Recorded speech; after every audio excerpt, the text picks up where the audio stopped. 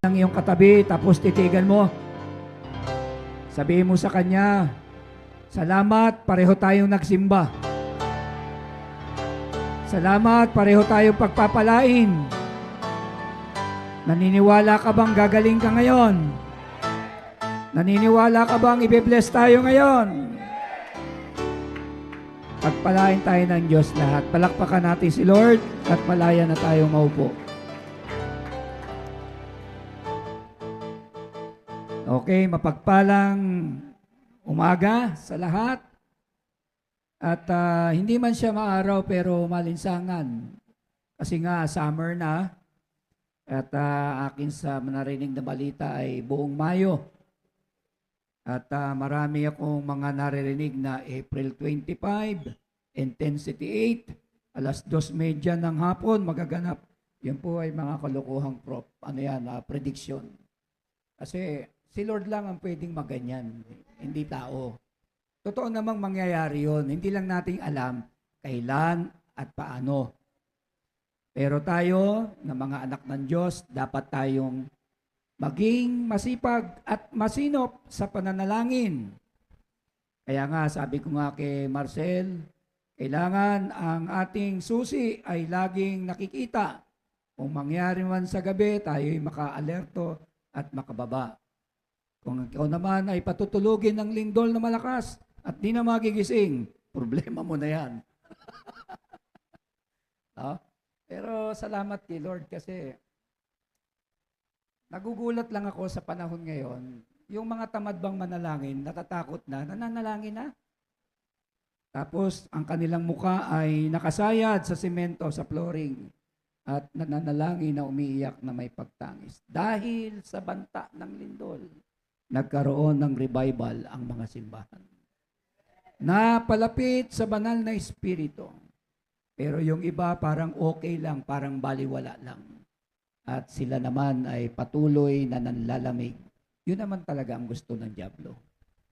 Pero ganun pa man, tayo binibigyan ng kapahayagan ng ating Panginoon. Masabi ba natin amen? So kung ating matatandaan, ang ating pong pinag-usapan noong last Sunday, sa mga nakaraan, ay the power of increasing our partnership with God. Kailangan natin, tayo ay nakikipag-partnership kay Lord. Bukod na nakikipag-partnership kay Lord, ay sabi nga nung last Sunday, blessing of wisdom. Ang karunungan ay pagpapala. Ang karunungan ay hindi lamang sa pagpapala, kundi mas higit ang karunungan kesa sa kayamanan.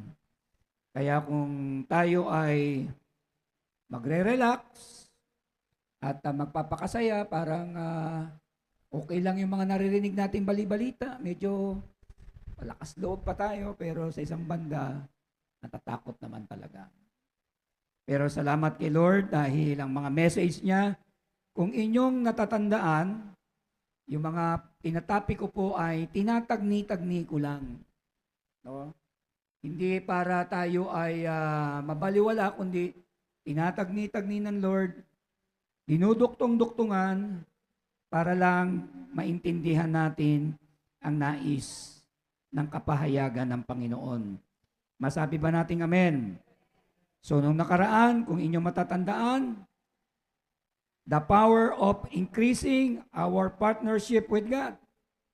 At yung pangalawa ay yung wisdom na makikita natin dito, the blessing of wisdom, na mas mainam ang karunungan kaysa sa kayamanan.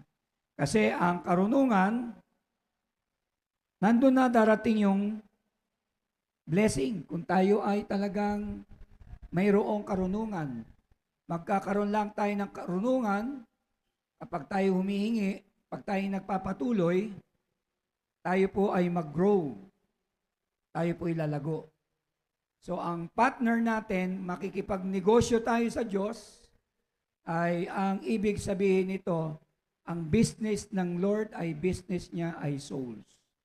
Tayo dapat ganun din. Kailangan natin mag-increase. Kailangan natin maging kapartner si Lord. Hindi lang yung ikaw ay only born again lang, enough na. Hindi po dyan natatapos ang lahat. Kailangan po natin, tayo po ay mag-increase, magkaroon ng wisdom, at yung wisdom, dyan na natin makukuha ang sagot sa mga exam, sa mga thesis. Hindi po tayo natataranta. Wala po tayong ministering iiwanan. Kailangan lang wisdom. Pag may wisdom, itataguyod ka ng wisdom, at itataguyod ka ng wisdom kasama ng iyong tagumpay sa mga exam, sa mga thesis, at hindi lang pati grades mo, pati ang resources mo, pati ang ministry, at ang iyong buhay spiritual.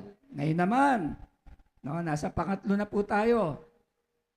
The grace to be rich. Sa Tagalog, ang biyaya naging mayaman o naging mayaman. At dapat nating maunawaan sapagkat sa biyaya tayo ay naligtas.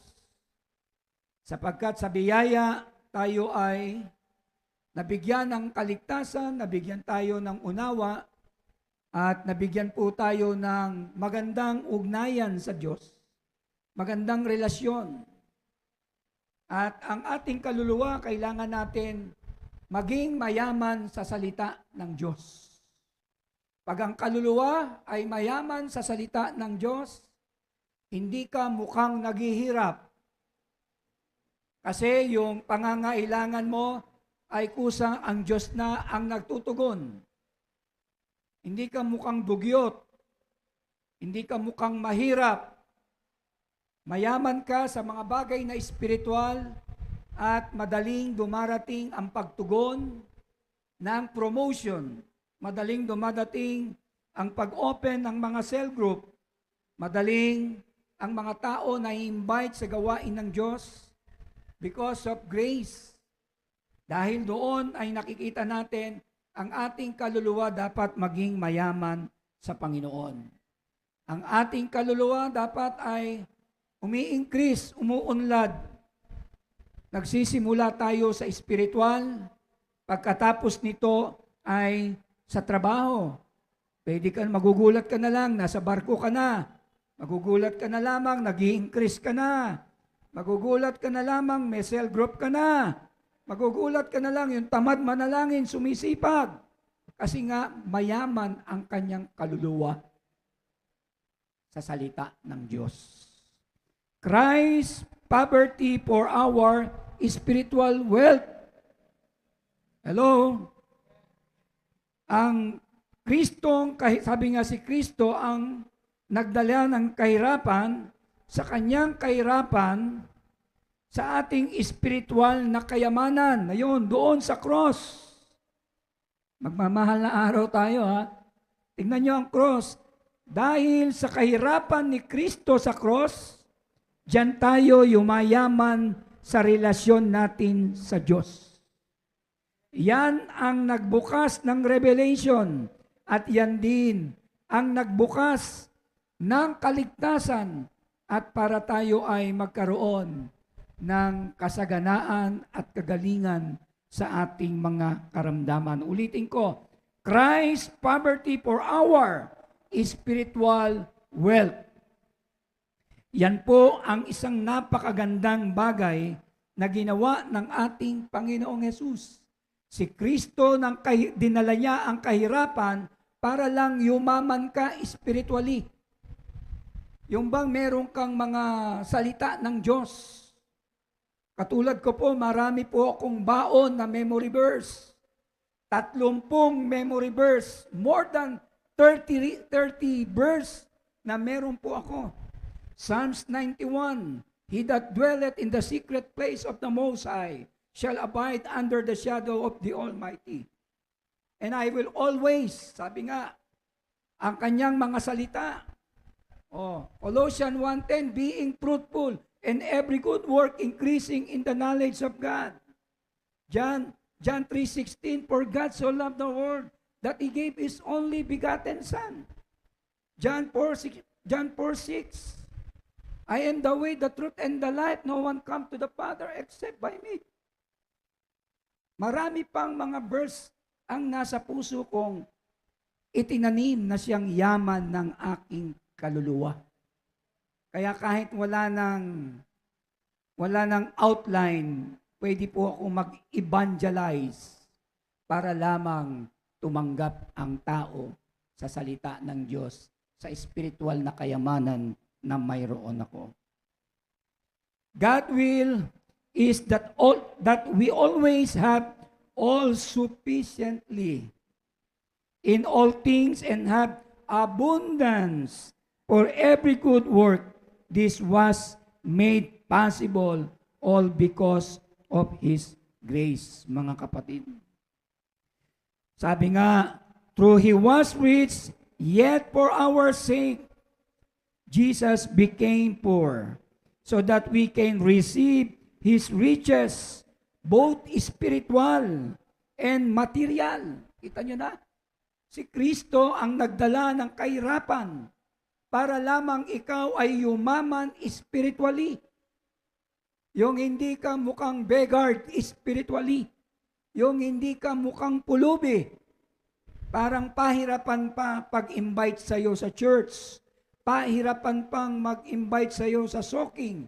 Pahirapan pa at katakot-takot na paalala. Pero si Christ ang ginawa niya, ang kalooban ng Diyos. Sabi nga doon sa binasa natin, magkaroon tayo ng lahat ng sapat na bagay. Through He was rich, yet our sake, Jesus became poor. Si Christ lang ang punot dulo para tayo ay magkaroon ng mayaman na espiritual sa ating Panginoon, sa ating kaluluwa, at magkaroon ng kasaganaan para sa bawat mabubuting gawa. Ito ay naging possible. Bukod sa naging possible, lahat dahil sa kanyang biyaya, kaya tayo yumayaman spiritually. Masabi ba nating amen? Ang pinakamahirap na tao, hindi yung wala kang pera, kundi yung wala kang Jesus sa puso mo. Yun ang totoo. Mahirap na kaluluwa, wala ka ng Kristo sa puso, wala kang Word of God, wala kang church, wala kang prayer, wala ka nang ang Kristo sa puso, wala ka pang pera, wala ka pang trabaho, puro ka na lang utang at karamdaman. Sabi nga, hindi doon nasusukat ang kahirapan dahil wala kang pera. Ang nakasukatan niyan, yung wala kang Kristo sa puso, spiritually, kaya naghihirap ka. Yan po ang taong naghihirap sa salita ng Diyos. Kasi pag wala kang Kristo sa puso, wala kang kaligtasan. Wala kang relasyon sa Panginoon. Walang nagahari, walang nakikialam sa iyong buhay. Masabi ba nating amen? You have realized that a man without Jesus is a poor man. Sabi nga, napagtanto mo ba o napagtanto ba natin na ang isang taong walang Jesus ay isang taong napakahirap spiritually sa kanyang kaluluwa. Sabi nga, at ang isang taong may Jesus ay tunay na yumayaman. Yumayaman sa ministry na kanyang paglilingkod, yumayaman sa prayer, yumayaman sa journal, yumayaman sa mga salita ng Diyos, yumayaman ang kanyang kaluluwa at ang kanyang mga pag-aaral, yung kanyang thesis, yung kanyang pong tuition fee, yung kanyang trabaho at yung kanyang pag-a-apply kahit walang backer. Si Lord ang backer niya kasi ang kaluluwa niya ay mayaman na mayaman sa salita ng Diyos. Kapag una ang Diyos, iduduktong ng Diyos ang iyong mga pangangailangan. Amen. Kasi malaki ang puhunan ng Diyos Ama sa kanyang anak diyan sa cross. Yan po ang isa sa mga dahilan. Kaya doon napagtanto ko na ang isang taong walang Jesus ay isang mahirap na tao. Pero yung merong Jesus sa kanyang buhay, kahit siya ay may pinagdadaanan at may kahirapan sa kanyang buhay, yung kaluluwa naman niya ay mayaman sa Panginoon. Kaya naman ang karamdaman niya, God is in control. Bukod sa kontrolado ng Diyos, gumagaling ang kanyang mga karamdaman. Yan po ang totoo. Salamat sa ating Panginoon. At ang good news na makikita natin dito, ang good news dito sa Manila Community Church ay yung may masasabing, we have Jesus. Yung meron kang Kristo sa puso. Yan ang magandang balita. Sa ilo, magandang balita, yung meron kang Kristo sa puso. No, yung magandang balita, yung meron kang Kristo sa iyong puso, kayong mga apo ni Rudy. Naniniwala ba kayo? Naniniwala ka? Amen. Yun. Parang alangan ka. Yung mga ganun, yung merong Kristo sa puso, magandang balita, magandang pangyayari sa buhay natin, yung meron tayong Kristo sa puso. Meron tayong mabuting balita ng kaligtasan. Sabi niya, ang maganda pa nito at ang nakakatuwa sa Manila Community Church, we are connected with our Heavenly Father. Konektado tayo sa ating Amang Diyos na nasa langit. At bukod sa konektado tayo sa ating Amang Diyos na nasa langit, tayo po ay naka-enter na sa kingdom ng God.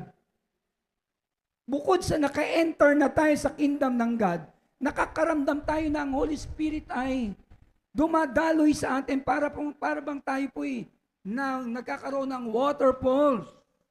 Bumababa at nararamdaman natin ang presensya ng banal na Espiritu. Kaya nga ang taong mula sa kahirapan, sa dilim, sa kasalanan, sa bear house, sa red horse, at kay Alfonso, no? Kay Alfonso at kay Marijuana, inalis tayo ng Diyos diyan, dinala tayo saan? Dinala tayo ng Panginoon sa kaharian ng Diyos. Mula sa dilim, papunta sa liwanag. Yun ang maganda, mabuting balita ng kaligtasan. Yung naramdaman natin, tayo ay yumayaman ang pamilya ng Diyos. Yumayaman tayo sa salita ng Panginoon. Malinaw ang sabi diyan, once we come into the family of God, we are made rich not by what you have materially, but by what we have been made, being the Son of the living God. This is the grace of our Lord Jesus, kasi konektado tayo sa ating Abba Father sa kingdom ng kanyang kaharian. Yan po yung napakaganda. Minsan kasi akala lang natin yung pagsisimba natin charot-charot lang yan. Akala natin parang walang dating yan. Pero ang totoo, hanggat nag-church ka, hanggat nagpapatuloy ka, kahit maraming problema, marami kang iniisip, may mga babayarin, may mga alalahanin, pero may Kristo ka sa puso, yumayaman ka sa kaluluwa mo, at yung mga pangangailangan mo ay kusang dumarating at pinoproteksyonan ng ating Panginoon. Di ba, Hilary? Amen. Kita mo, malusog si Hilary. Physical, spiritual, nagkakaon siya. Di ba? Alagaan mo, magpapapayatin, ha? Dapat. Masarap maglingkod sa Panginoon. Kasi ang paglilingkod sa Panginoon, hindi naman puro sarap. Dapat may mga challenges din. No? Ako po, nag-i-enjoy. Kahit paminsan-minsan, iniiwanan. Masakit na, pero wala tayong magawa. Tuloy lang, man of God. Tuloy lang para kay Lord. So yun po ay napakalagang makita po natin ang sinasabi ng Panginoon. Ito pa. Being rich is not what you have. Being rich is you are. It is what you have been made. Ang pagiging mayaman daw, sabi sa Tagalog dito, ang pagiging mayaman ay hindi kung ano ang mayroon ka. Ang pagiging mayaman ay kung sino ka. O, kung sino ka. Kung ano yung ginagawa mo, nagse-cell group ka ba? O, nag-o-open ka ba ng cell group? May mga delegates ka ba ng life class mo? O, sumusuport ka ba sa kingdom ng God? Kung ano yung sino ka, kung ano yung ginagawa mo. O, love mo ba yung pastor mo? Pinagpe-pray mo ba yung pastor mo? Ang sabi dito ay the seed of Abraham. Tayo po'y binhi ni Abraham. Hindi po binhi-binhian lang. Tayo po yung binhi ni Abraham. O, kaya tayo pinagpapala ng Diyos.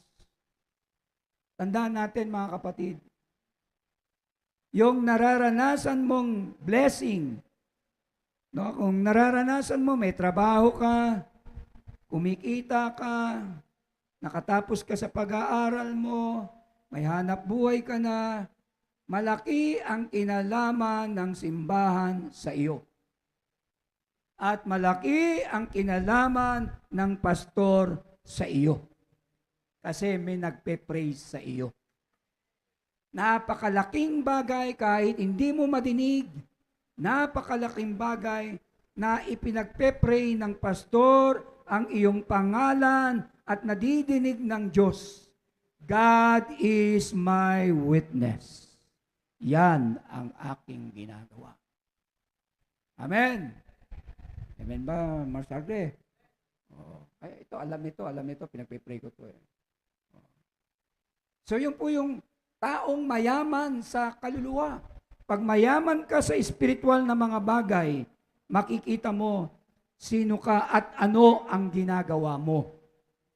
Kasi ang tunay na mayaman sa Panginoon, sa kanyang kaluluwa, kapag siya po ay nag-iisa na at sa kanyang personal na pamumuhay, doon magkakaalaman sa kanyang buhay kung ano ang ginagawa niya para sa Panginoon.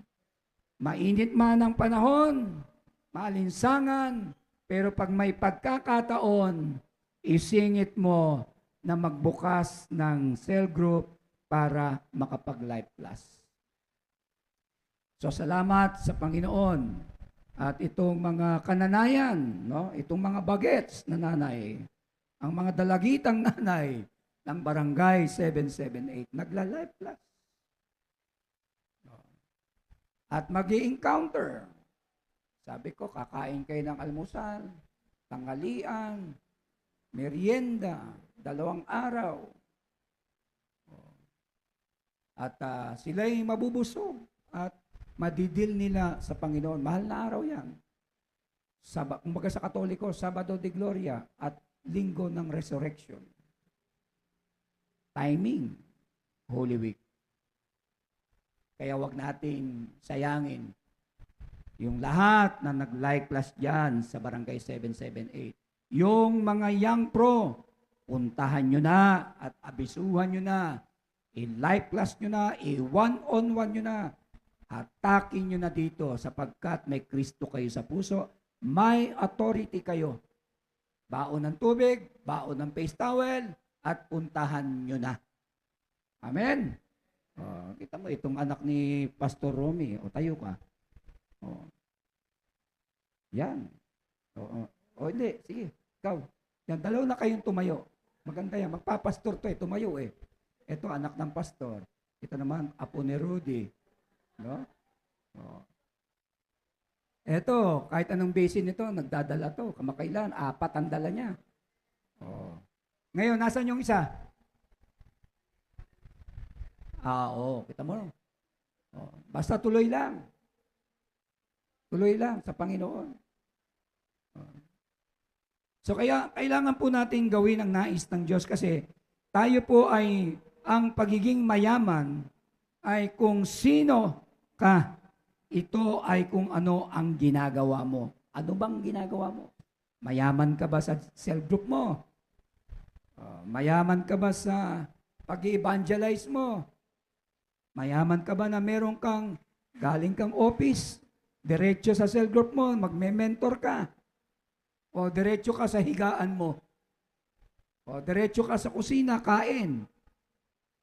O, mas mainam ay pag galing sa trabaho, pahinga at diretso ka agad doon sa iyong cell group. No, yun po yung kailangan.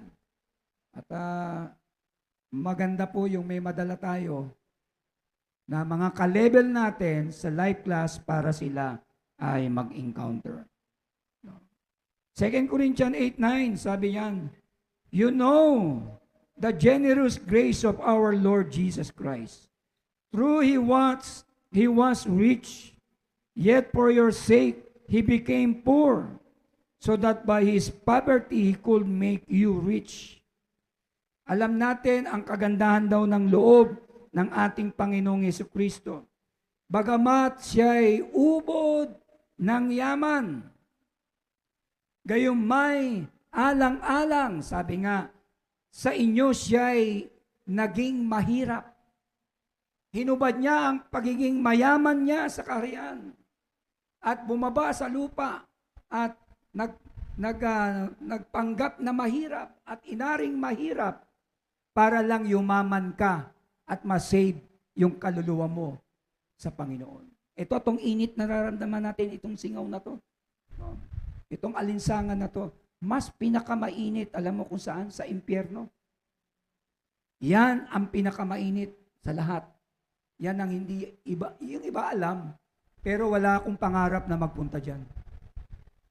Ewan ko yung iba, may pangarap yata kasi panayang inom.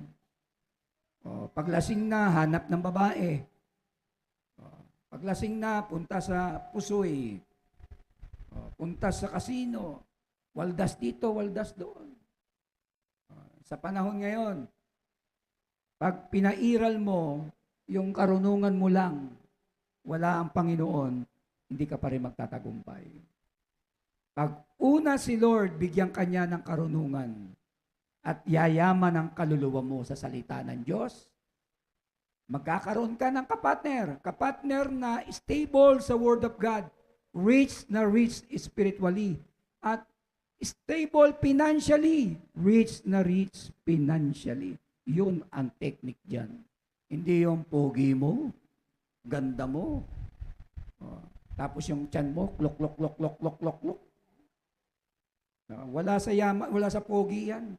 Ang pogi mo, ang puti mo, kissable lips ka.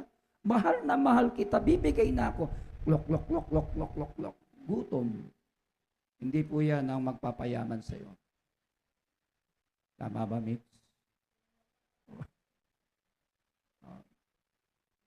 Pero alam nyo, sinasabi ko lang to kasi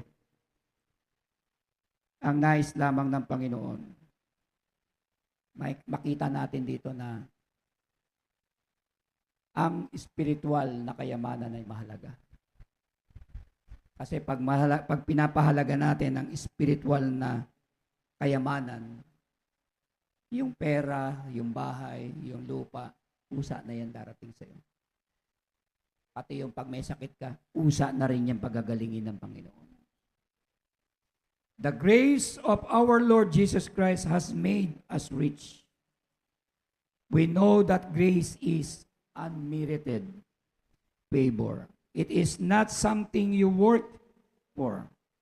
It's a free gift of God. Sabi diyan, ang biyaya daw, no, ang biyaya na nararapat na pabor, ito ay hindi isang pinaghirapan mo, ito ay isang libreng regalo ni Lord sa iyo. Kaya kung makikinig tayo sa tradisyon ng nakagista natin dito, tapos nakita ni Tatay Lilo yung krus, pinasan, binaba niya dito, napunta doon. Lord, gusto kong maligtas ako, papasanin ko na to. Paano naman yung mga hindi makayang buhatin yan? Jadi dapat wala ng Kristong pinako sa krus. Kung lahat lang maliligtas sa penitensya, maliligtas sa mabubuting gawa, o maliligtas sa mga papugian na lang, pagwapuan, hindi ganun. Maliligtas tayo saan? Sa biyaya ng Panginoon. Pag naligtas tayo sa biyaya ng Panginoon, saka ka gumawa ng mabubuting gawa. Kasi yung iba, gumagawa ng mabubuting gawa para lang ako ang gumastos diyan. Ako nagpaaral diyan. Kasi mapera ako diyan. Bago ka gumawa ng kabutihan, tanggapin mo muna ang Panginoong Hesus. Kaya ka gumagawa para makilala niya ang Panginoong Hesus sa buhay mo na ikaw na mayaman na kaluluwa. Amen? Kaya sa biyaya tayo naligtas. Yan ang regalo ng ating Panginoon. Grace is God's riches at Christ's expense. Ang biyaya ay kayamanan ng Diyos at ito'y gastos ni Jesus sa cross. Lahat yan ginastusan mula sa kapanganakan hanggang sa kanyang pagiging paglaki at sa kanyang mga hagupit at latay hanggang kamatayan. Ang iginastos ni Kristo buhay niya para lamang tayo ay maligtas. When did Jesus became poor? Kailan naging mahirap si Jesus? Kailanman hindi siya naging poor, naging mahirap. Inari lang niyang maging mahirap para lang masave ka. Pero ang totoo, mayaman si Jesus mula langit hanggang lupa. Punong-puno ng yaman ang kanyang kaluluwa. Punong-puno ng karunungan at punong-puno ng be fruitful and multiply. He became poor when he was hung on the cross and became separated from God of his prosperity. Bagamat si Jesus ay dukha, sabi diyan, bagamat siya ay naging dukha, siya ay ibinitay sa cross at parang isang sumpa. Pero ang totoo, para lang tayo ay yumaman at matanggap natin ang kasaganaan. Amen? Yung masagana ka sa Word ng God, spiritually, gigising ka ng umaga, bubuklatin mo yung Bible mo, magpe-pray ka, tapos makikinig ka ng worship, tapos mananalangin ka, Lord, may mga bulkan po sa dagat, wag naman po ninyong loobin, na yan po ay gumalaw, magsisimula ng intensity 8. Yan, Tatay Liloy. Huwag ka matutulog. Nakapikit ka na. Okay. Yung bulkan sa ilalim ng dagat, lagi mong ipagpe-pray yan. Lahat po yan, yung bulkan po sa dagat, i-pray ninyo kasi yan na lang daw hinihintay ng mga nagpe-predict. Pag daw yung gumalaw, yari daw ang Metro Manila. Nagulat lang ako nung binabaan ng April 22, 2025, 3:30 a.m. Uy, sabi ko gano'n. Imposible yun. Si Lord lang pwede magsabi niyan. Si Lord lang. At tayo'y pinaghahanda lang ng Panginoon. Pagka ganyang kainit ang panahon, ay minsan umugaman, pero Lord, walang mapahamak sa amin. So kailangan natin nagpapatuloy sa Diyos. Kaya kailangan payamanin natin ang ating kaluluwa. Kasi dadating ang panahon. Halimbawa, si Tatay Liloy, umuwi na kay Lord, sasabihin ng Panginoon kay Tatay Liloy, anong ginawa mo sa lupa? Kunyari, halimbawa, Tatay Liloy, hindi pa na-born again. Anong ginawa mo sa lupa? Maging mabuti naman ako. Hindi, nakita ko lahat ng gawa mo. Tapos, merong malaking projector doon, pakikita sa kanya. Ito si Tatay Liloy, naglalakad sa suray-suray. Inom lang. Parang halimbawa lang yung Tatay Liloy. Alam kong hindi ka na nagiinom. Lahat ng gawa natin. Pero pag ikaw ay nakakilala kay Lord, tanungin ni Lord, anong ginawa mo? Malayang masabi mo, Lord, ako po'y na-mentor ng pastor at ako'y buong pusong sumunod po sa inyo at sa inyong lingkod. Good, faithful, and good job. Well done. Lahat tayo may pananagutan. Kaya habang may buhay tayo, tayo po ay may pag-asa. Maglingkod tayo sa Panginoon. Amen. So, kailangan po natin gawin yan. No? He became a curse for us. Si Jesus ay naging sumpa siya sa atin para lang tayo ay masave. Galatians 3:13. Galatians 3:13. Tingnan natin dito, kapatid. Yan. But Christ has rescued us from the curse pronounced by the law. When He was hanged on the cross, He took upon Himself the curse for our wrongdoing. For it is written in the Scripture, cursed is everyone who is hung on a tree. Kaya yung sumpa, yung curse, yung kapangyarihan ng sumpa, pinawalang bisa. Pero ang totoo, kailangan nating maging mayaman sa salita ng Diyos dahil kay Kristo sa cross. Masabi ba nating amen? That we, through His poverty, might become rich. Tayo daw, sa pamamagitan ng kanyang kahirapan, tayo po ay yumaman spiritually. Kailangan natin maging mayaman sa pamamagitan ng salita ng Diyos. Pero pag wala kang Kristo sa puso, wala kang Panginoon at wala kang relasyon, sa totoo lang, ikaw ang pinakamahirap sa balat ng lupa, spiritually. Ikaw ay naghihirap kasi wala ka sa Panginoon. Ang haba ng ating introduction, pero kailangan natin yan. 3, there are different graces. 3 bagay. No, may iba't ibang biyaya dito. 3 yun. Number 1, saving grace. Saving grace. Everybody say, saving grace. Naligtas tayo sa biyaya. Para lang ang kaluluwang makasalanan ay maligtas, magkaroon ng buhay na walang hanggan. Being saved from our sin, saved from hell, and transfer into God's kingdom. Na saved daw ang ating mga kasalanan, no? Ang pagiging ligtas mula sa ating mga kasalanan. Iniligtas tayo mula sa impyerno at inilipat sa kaharian ng Diyos. Sa totoo lang, tayo po'y nasa bingit na ng impyerno. Pero dahil sa biyaya ni Jesus, tayo po'y nasagip. Bukod sa nasagip, nagkaroon tayo ng buhay na walang hanggan. Dapat nga, ito yung pinapangaral natin sa kanila. So, lagi natin nire-remind yung mga hawak natin. So, salamat sa Panginoon. Lagi kong binubugbog sa prayer. Lord, asan si Steve? Lord, asan si Gerald? Lord, ang mga prayer ko.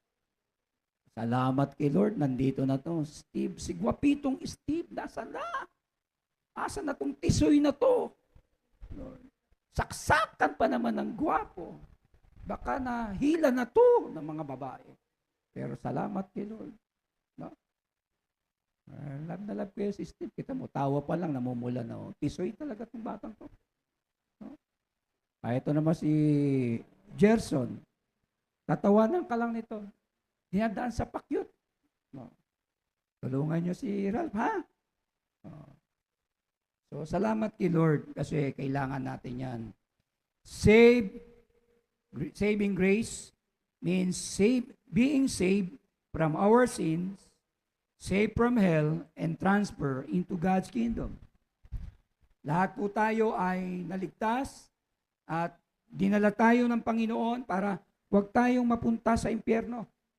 Sa impyerno, sa totoo lang, yung agony dyan, forever and ever and ever. Ay wala po diyang Jollibee. Wala po diyang air condition. So, diyan po ay nasa alawa ng dagat-dagatang apoy ng impyerno. Totoo ang impyerno, kapatid.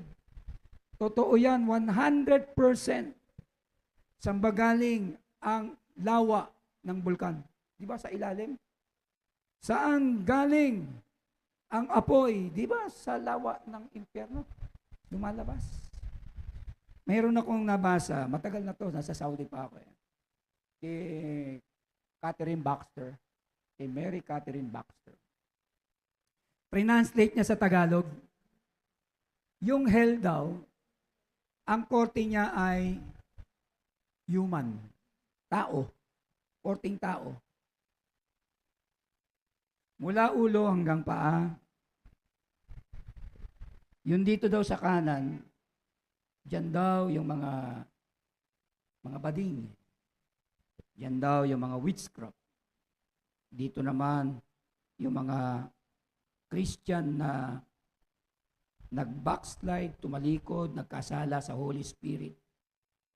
Tapos yung ulo, yung hell, yung human being na yun, parang tao siya, nung binabasa ko yun, sabi ko, totoo kaya to? Kasi sabi niya na naginip siya. Dinidescribe niya. Marahil, maaaring totoo kasi, at sabi doon, ang desire now daw ng hell, kunin lahat ng souls. Kasi habang dumadami ang soul sa hell, lalong lumalaki, nag-expand. Oh. Tingnan mo si Marcel, payat. Pagdating ng mga 50 niya, mataba na yan. So, ibig sabihin ng impyerno, tumataba, lumalaki. Hindi yan katulad ng sementeryo, siksikan na tao doon, ang nakalibing doon. Hindi. Pero pala lahat, kaya palang lunukin. At lalaki na lalaki. So doon ko nakita, sabi ko, nung nabasa ko yun, natakot ako. Sabi ko, totoo pala yun. Nasa Saudi ako noon. Tapos na-dream ko pa yun. Sabi ko, kailangan talaga maglingkod talaga kay Lord. Sa makatuwid, totoong may impyerno. Korting tao at madilim, korting itim na tao. So, salamat kay Lord kasi pinaalam niya sa atin para wala tayong pupunta doon. Mula sa akin, yung asawa ko nauna na nandun na sa piling ni Lord. Sa mga anak ko, sa mga manugang ko, at sa mga kaapu-apuhan ko.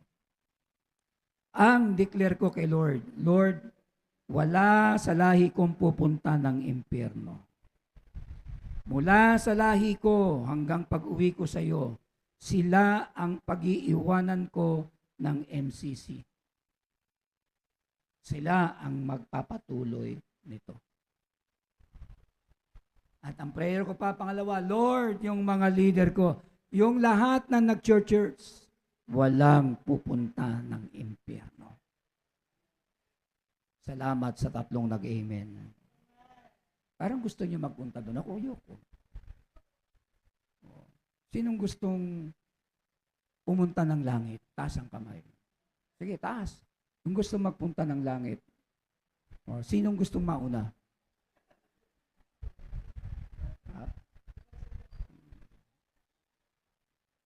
So, salamat kay Lord kasi yung kaligtasan yan, regalo ng Diyos sa atin. For He has rescued us from the kingdom of darkness and transfer us into the kingdom of His dear Son. Colossians 1:13. No? Sabi ron, sapagkat niligtas niya tayo mula sa kaharian ng kadiliman. Si Lord na ang gumawa ng paraan by His cross. Niligtas na tayo. Kaya yung kaligtasang meron tayo, dapat yan, be fruitful in every good work, increasing in the knowledge of God. Yun na yung puhunan natin. Dapat ito na yung ginagawa natin. Kasi pag, sabi nga di ba? Sino ka at ano ang ginagawa mo? Yun ang tanong dun eh. Dapat alam natin kung sino tayo at kung gaano tayo kayaman. Eh, yung trabaho mo, yung pag-aaral mo, instrumento lang ni Lord yan. Hindi mo yan ipapanik sa langit. Gagamitin mo lang yan sa ministry ng ating Panginoon. Masabi ba natin amen? O Ephesians 2:8, God saved you by His grace when you believe. Dahil sa naniwala ka, kaya ka naligtas. Kaya nandyan ka, nagcha-church ka. Nakikinig ka sa pastor mo. Yun ang dahilan. Iniligtas ka ng Diyos sa pamamagitan ng kanyang biyaya noong naniniwala ka sa Kanya. At ngayon, yun ang pinagpapatuloy mo ayon sa kalooban ng Panginoon. Kaya sa biyaya, tayo ay naligtas. Kaya pag tinanong ka, Brad, sister, pag namatay ka, ligtas ka, hindi ang sagot doon ha, Diyos lang ang nakakaalam. Hindi. Pangit na sagot yon. Natural, ligtas ako. Kasi si Kristo, nasa puso ko. Tinanggap ko na siya. Pag sinabi sa iyo, paano mo nalaman? Romans 10:9. O basahin mo. Pag nabasa yon, keep quiet na yan. Isang sitas lang yung binasa mo. Tablado na kayo. O di ayain mo na papunta sa church. Kayong mga nagla-life class, kayong mga nagtuturo na mga leader, itaguyod nyo ang inyong mga cell group. Itataguyod kayo ng inyong karunungan kay Kristo. Pangalawa, healing grace. Biyaya ng pagpapagaling. Healing grace. Ako po, may postrate. 31 po yung pamamaga. At idaanan ng ihi. Ganun po. Dahil po, meron po tayong healing grace. Ako po'y gumaling. Pinagaling ni Lord. At salamat sa Panginoon. Si Lord ang nagbayad sa cross ng Kalbaryo. At ako'y gumaling at 100%. Tapos nakakapagbigay pa ako ng advice. Yung ibang mga pastor na mga may edad din sa akin, nagkaroon din ng postrate. Tinanong, anong ginawa mo? Natural, mag-pray. Siyempre, iba pa rin yung first and last word ng God kesa sa doktor. So, yung payo ng doktor, yung sinasabi ng doktor, pakinggan mo. Pero iba pa rin yung word ng God. Kaya ka nga nagpapacheck up para malaman mo kung ano yung pagpe-pray mo. Hindi tsamba. Para specific ang iyong pinagpe-pray. Ay kung malaman mo, anak, misis, may bukol ka sa ovary. Naku, siyempre, bigla ka nalungkot. Ewan ko lang, bigla ka sisimba niyan. Kasi may bukol ka na sa ovary. May bukol ka na sa matris. Misis, may bukol ka sa matris. Delikado lagay mo. Stage 1 ka na. Ha? Magsisimba na ako. Yung iba, ganun eh. Nung nagsimba, gumaling. Nagpatuloy na siya sa Panginoon. Ginamit lang ni Lord yung ovary, yung sakit na yun. Pero si Lord ang nagpapagaling. Saan? Jesus took stripes on His back so we could be healed. Sa mga malalalim na latay hagupit sa likuran, si Jesus sa kanyang likod, tayo ay gumaling. Saan? 1 Peter 2:24. Yan, no? He personally carried our sins in His body on the cross so that we can be dead to sin and live for what is right. By His wounds, you are healed. Kaya kung meron kang sakit sa atay, sakit sa puso, may sakit ka sa daanan ng ihi, may sakit ka sa prostrate, ano pa? Kung ano mang karamdaman meron tayo, pag hiningi mo kay Lord yan, pagagalingin ka na kanya. Bayad yan sa cross. Amen. Bayad sa cross. Ano pong pangalan niyo, brother? Abel. Noong Sunday, ano po naramdaman ninyo habang kayo po lumalapit kay Lord na umiiyak kayo, naramdaman niyo yung presence ng Diyos? Ano po naramdaman po ninyo sa damdamin ninyo? Oh, magaang ba yung kalooban niyo? Nakaramdam po kayo ng ibig sabihin, mayroong healing na nagaganap sa inyo. Pinaramdam ng banal na espiritu sa kanya. Kung walang naramdaman yan, hindi yan babalik dito. Tama? Ang banal na espiritu, yan ang pinangako ng Ama na magsasalita sa atin sa katotohanan. Kaya lahat ng may sakit, sabi mo sa katabi mo, lahat ng may sakit, gagaling. O, titigan mo na maigi, sabihin mo, maniwala ka, magaling ka na. Alicia, tingin ka sa akin, maniwala ka, payat ka na. Di ba? Lahat tayo ay gagaling. O, kita mo si Hillary, nandun, bigla lumipat doon. Takot na naman to si Hillary. Itong batang to. Ganon talaga tayo. Pag tayo po ay may karamdaman, pagalingin tayo ng ating Panginoon. Panghuli, grace to prosper. Ito na. Grace to prosper. May kinalaman na dito ang spiritual life, pati pera. May kinalaman. Sa biyaya ng kasaganaan. Yun na, doon ko na nga, kaya nga sinasabi ko sa inyo kaya ka nag-aaral at natutuition yung pera mo, yung pangangailangan mo, hindi mo malaman paano nagagawa ng paraan ng nanay mo, dahil yan sa malaking kaugnayan mo sa simbahan. Dahil yan sa malaking kaugnayan mo, may pastor na nagpipray sa iyo sa araw-araw. Kaya, nakapagtapos ka ng pag-aaral, cum laude ka, at ano pa, kaya nandyan ka sa gobyerno, naghahanap buhay, at kaya, merong ginagawa si Lord sa buhay natin. At pinapagaling tayo ng Panginoon. Tingnan mo again. Next slide, CJ. Ayan Jesus was rich by He became poor so that we might become rich. Wow. Magandang makita natin yun. Si Jesus ay mayaman. Sabihin nyo, si Jesus ay mayaman. Ngunit siya ay naging mahirap upang tayo ay yumaman. Yan po ang totoo. Magmula nung nakaraang Sunday at next Sunday at ngayon, tinatagni-tagni ko lang yung message ni Lord. Iba talaga yung nagpe-pray ka kasi still alive at gising yung spirit mo.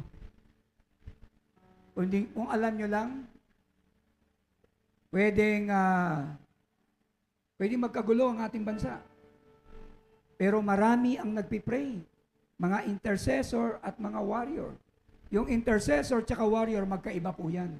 Mga namamagitan at nakikipaglaban sa panalangin. So, ako salamat kay Lord, natuto ako mag-pray Pag ikaw talaga ang prayer mo, tamad ka mag-pray. Pero pag naintindihan mo na ang meaning ng prayer, bumababad ka ng 2-3 oras sa prayer.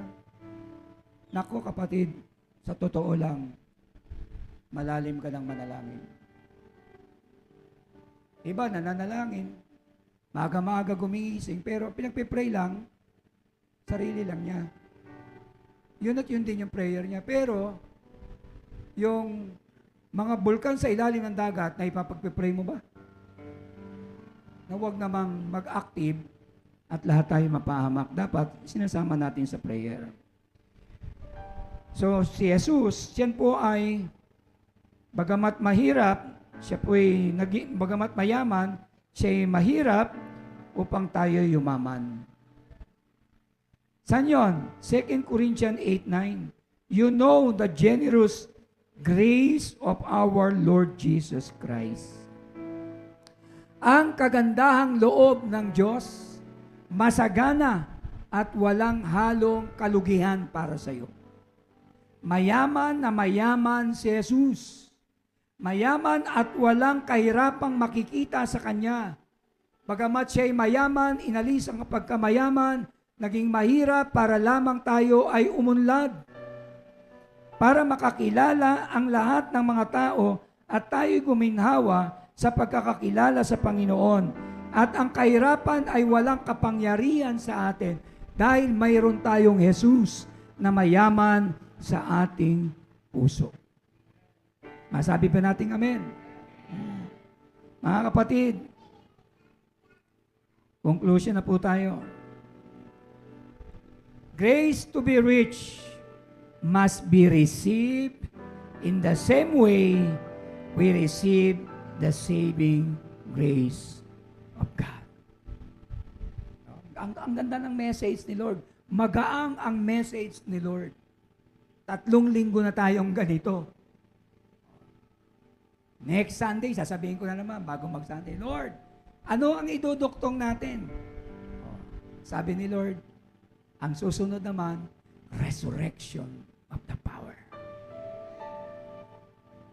Para malaman nila, ako nagpapagaling. Ako nagpapalayas ng mga demonyo. Ako nagpapalayas ng mga kahirapan. Yung mga mapapride, nagpapakumbaba. Kung sino ang nagpapakumbaba, yun ang tinataas ko. Binibigyan ko ng yaman at binibigyan ko ng hanap buhay para sila ay pagpalain ko. Masabi pa natin amen? Ang biyaya para yumaman ay dapat tanggapin sa parehong paraan na tinanggap natin ang nagliligtas na biyaya ng Diyos. And let us walk agreement with God's grace. Tayo daw ay lumakad ng naaayon sa biyaya ng Diyos. Walk by faith, not by sight. Lumakad tayo sa kalooban ng Panginoon, sa biyaya ng ating Diyos. Saan ka nakakitang isang paalang ang lumalakad? Kailanman ang ating mga paa hindi naghiwalay, palagi yan magkasamang maglalakad. Ang sabi ng Amos, chapter 3, verse 3, can two people walk together without agreeing on direction? Maaari bang maglakad na magkasama ang dalawa? Sabi dito, natural. Hindi pwede ang mga paa natin maghiwalay. Kailangan si Kristo at tayo sabay na lumalakad sa pamumuhay ayon sa kalooban ng Panginoon. With our faith, we pursue and promise and possess our inheritance, the grace to be rich. Kapatid, ang biyaya na maging mayaman nasa atin na, tayo na lang ang magpapalago nito. Kaya, hindi po tayo dapat panghinaan ng loob. Darating ang panahon, yung mga upuan na yan ng mga walang tao, ay mapupuno yan. Mapupuno yan. Kapag lahat tayo ay gagalaw at kikilos, yayaman tayo spiritually, physically, emotionally, mentally, and financially, kapatid. At nandito ang inyong pastor, higit sa lahat si Holy Spirit, at lalong-lalo na, darating ang panahon, yung mga gustong magpakasal, andyan lang si pastor, para yung grace ng biyaya ng Diyos dumaloy sa inyo. Huwag ninyong hayaang hindi kayo kasal. Kailangan ninyong intindihin yan. Maniwala po kayo. Kasi kapag hino-hold nyo yan, Yung blessing na hold, hanggang dyan lang yan. Hanggang dyan lang yan, maniwala po kayo. Hanggang dyan lang kayo kumakain, nagsasaing, namamalengke. Yung pera nyo hindi i-increase yan. Hanggang dyan lang yan. Magulat ka pa, pawala pa ng pawala. Pangwala ng pawala. Magulat ka, matanda ka na, hindi ka pa kasal. Ayusin nyo ang inyong marriage life. Kaya ako sinasabi yan, bilang pastor ninyo, sa ikabubuti nyo rin iyan. Dahil nais ng Diyos na maging masagana ang inyong pagsasama at lagi ninyong kayakap ang habag at biyaya ng Panginoon. Amen? So, purihin ang ating Diyos. Kamakailan lang yung parents, po si Roger at si Mariel, nakasal po sila, spiritual wedding. Papel lang yung problema lang pero nando na po sila. Naiayos na po sila.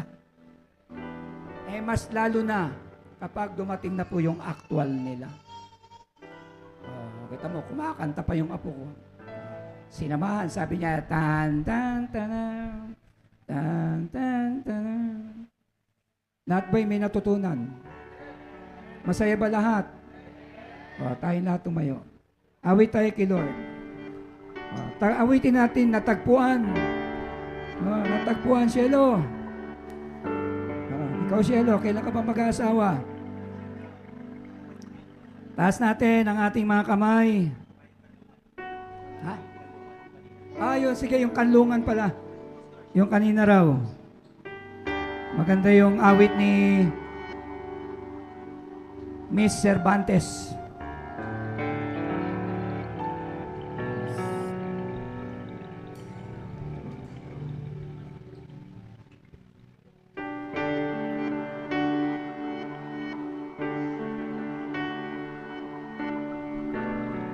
Kausapin niyo si Lord.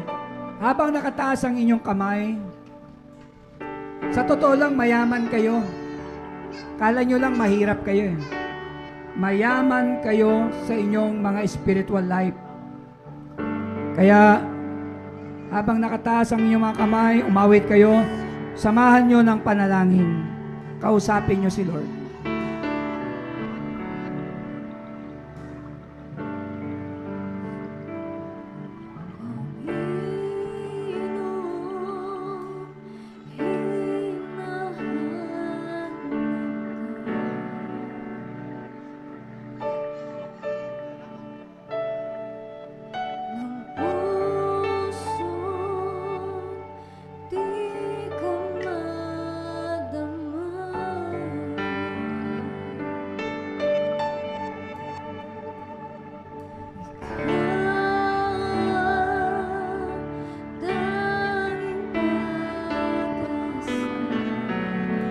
Habang dinadama natin ang presensya ng Lord, nakataas ang ating mga kamay, umaawit tayo, kausapin natin ang Lord.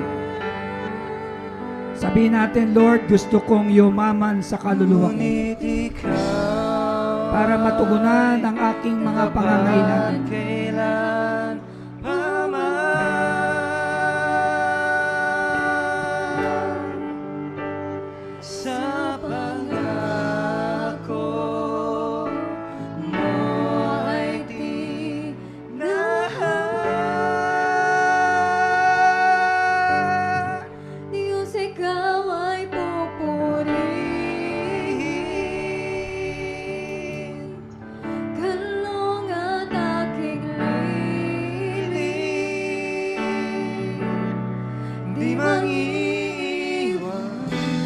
Habang inaawit yan, kung may karamdaman kayo, kasama yang gagaling, base sa inyong pananampalataya.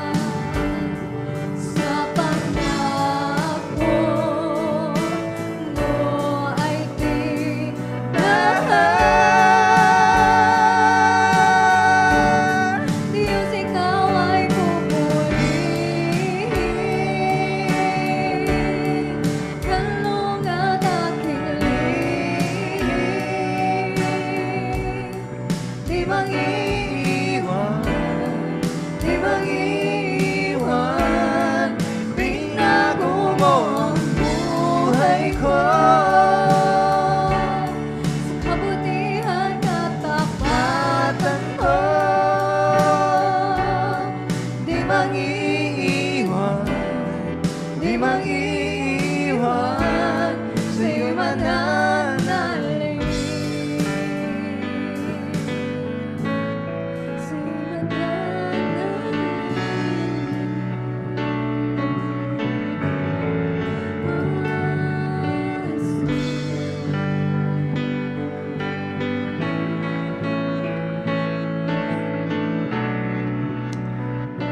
Panginoon, maraming salamat sa iyo. lakas ko'y Patuloy kang mangusap sa iyong mga anak. Lord, maraming salamat sa presence mo, sa kagalingan ng bawat isa, at gamitin mo sila at maranasan ng iyong banal na Espiritu. At ikaw ang siyang maghimala sa kanilang buhay.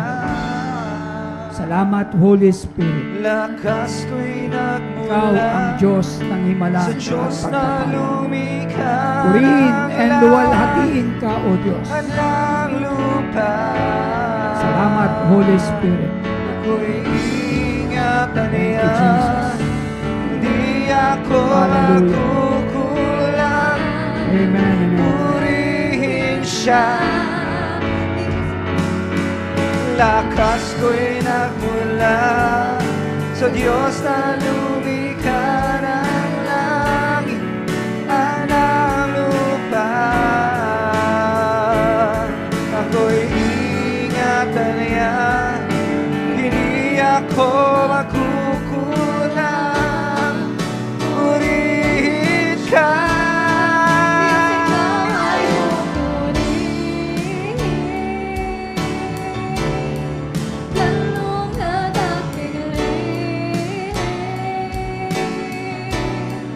Di mag-iwan, di mag-iwan, binago mo ang buhay ko. Sa kabutihan at tapatan mo, di mag-iwan, di mag-iwan, di mananalig. Ako'y nagmula sa Diyos na lumikha ng langit at ng lupa. Ako'y ingatan niya, hindi ako magkukulang. Purihin siya. Lakas ko'y nagmula sa Diyos na lumikha ng langit at ng lupa.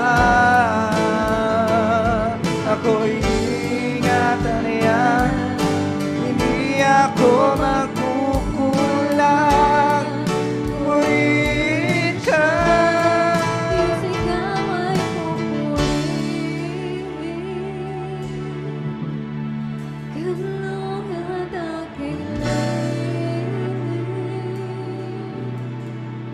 Di mag-iwan, di Come on, church. mag-iwan, binago mo ang buhay ko.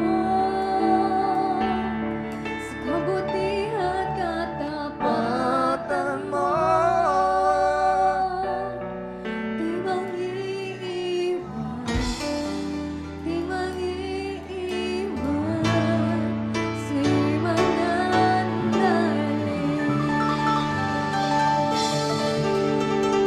Palakpakan po natin si Lord. Hallelujah. Salamat, Panginoon. Pwede na po tayo maupo.